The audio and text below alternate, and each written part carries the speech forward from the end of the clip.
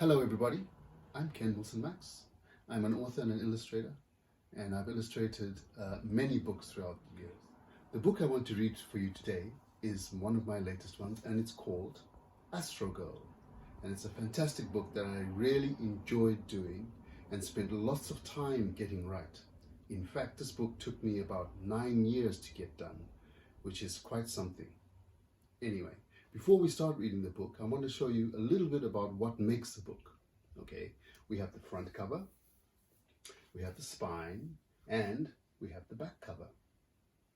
Inside, when you look inside, we have things called end papers, and these are the pages that join the covers to the book. Sometimes when you open a book, you'll see lots of information in small words, and that's called the copyright information. That tells you whose property it is, who's made the idea, and why you can't copy it. And you'll also get a dedication, okay? And in the case of Astro Girl, the dedication is all about my friend Kuldip, who always wanted to be an astronaut. And then you have the title page, and that is the same title as there is on the cover. And the title page just tells you that you're now about to start reading. And then you can start the book. So those are the parts that make a book. Astro Girl by Ken Wilson Max and published by Otterberry Books. Astrid had always loved the stars and space ever since she could remember.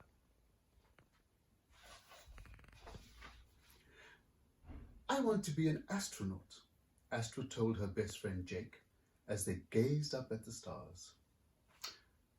Will you bring me an asteroid when you come back from space? Asked Jake. Of course I will, Jakey.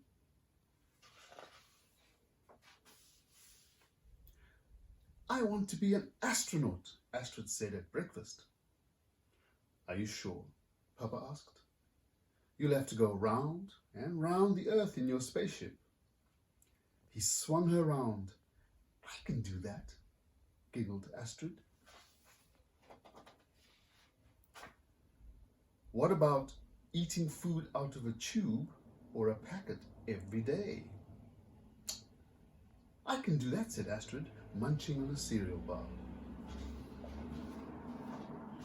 Okay, Astro Girl, you also have to get used to near zero gravity. And Papa threw her up in the air. I can do that all day long, laughed Astrid. What about all the science experiments? Asked Papa. Could you do these, my star princess?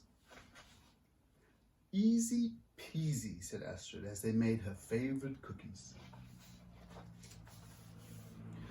And will a space cadet like you be able to sleep on your own among the stars? Papa asked.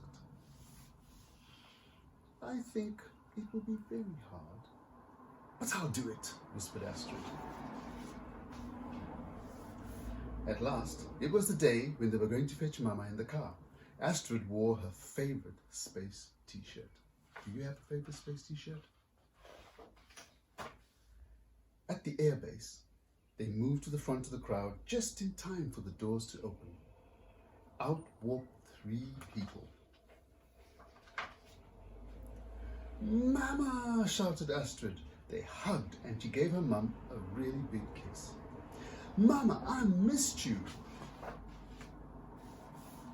I want to be an astronaut just like you. You're my hero.